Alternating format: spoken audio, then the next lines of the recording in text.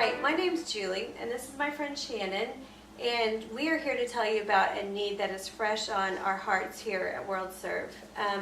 Shannon and I both have two sons from Ethiopia, and we share that in common with each other, but she recently has only been back a week and a half from bringing her second child home, and I want you to tell us a little bit about that. Yeah, so, my husband and I first got connected with Ethiopia back in 2009 when we started adoption number 1 to bring our son Roby home. We brought him home in 2012, and then we began adoption number 2 in 2016, and so we were there this most recent trip to bring Josiah, our second son, home. So that was the main reason that we were in Ethiopia on this trip. Right, and having brought 2 home myself, you've only been home a week and a half. I know what you're feeling. Yes. I know what you're going through. Not just the jet lag, but the whole, oh wow, is intense. So you saw something that really has moved you so much that you can't be silent, that you're like, here I am, we got to make a difference. Yeah. What is that? Tell us. Well, obviously the main purpose for this trip was to bring Josiah home, but I really felt like while I was there, my eyes were opened to a need that I really hadn't seen or wasn't aware of. This was my 8th or 9th trip to Ethiopia since 2012. The trips all... Yeah, and we've seen a lot being there. You see a lot Right. every time you go. Right. But this trip was just different. Mm-hmm. During the journey of this second adoption, we had received multiple threats or news that international adoption was going to shut down in Ethiopia. And in January of 2018, it officially closed. And so what's huge about that and what was so eye-opening about this trip is that now there's not a lot of options for orphans in Ethiopia. And so if they are in an orphanage, that's where they're going to live because they're not going to be adopted out. And so what was revealed to me is just really the plight or what's happening to orphans in Ethiopia. At government orphanages, in certain government orphanages from January to March, there was 80 children that died. They died because they have lack of clean water, food, medical care.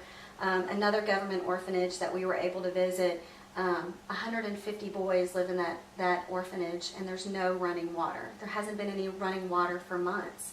Not just a few days, but months they've gone without any running water.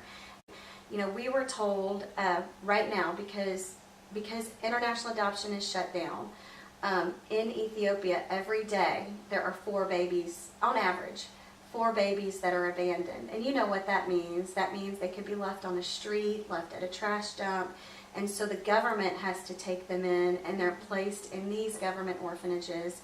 There's no longer the ability to put them in a private orphanage. Right.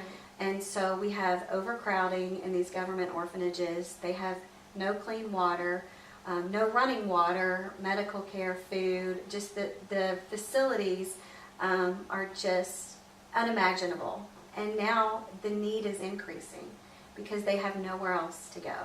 And you can do the math, an average of 4 a day, the need is only increasing, it's not getting better. And so we have the opportunity to come in and meet the need, to start with water and whatever other doors open, but the doors are just swinging wide open. Yeah, and I don't think it's a coincidence that WorldServe is now breaking ground in Ethiopia, and the timing is just perfect, and it's so exciting that we have this opportunity to go in and make a difference, and that you freshly from here are being a voice for the voiceless is amazing. And it's just an amazing thing that you can really be a solution to a problem and really share the need, and it's so fulfilling as a person. We get more from giving than we get from receiving. Statistically, every 90 seconds a child dies from the lack of clean water in third world countries. That's wrong, you guys. It's so it's so exciting. We are so blessed to be able to to take this project on. We're so excited.